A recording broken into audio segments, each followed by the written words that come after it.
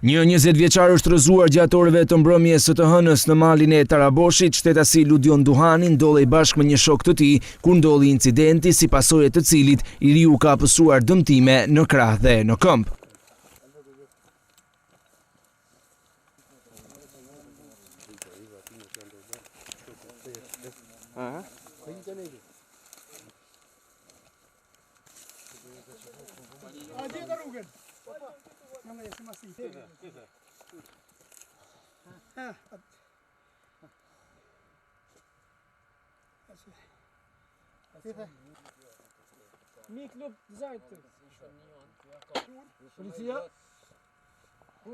Forcat e policisë së Shkodrës për t'i ardhur në ndihmë të riut fillimisht kanë kërkuar ndihmën e zjarfikses për shkak të terrenit të thyer malor dhe errësirës. Më pas në vendngjarje mbërritën këtë të fundit për të bërë transportimin e 20 vjeçarit drejt Spitalit Rajonal të Shkodrës, ku mori mjekimin e nevojshëm dhe mësohet se është jashtë rrezikut për jetën.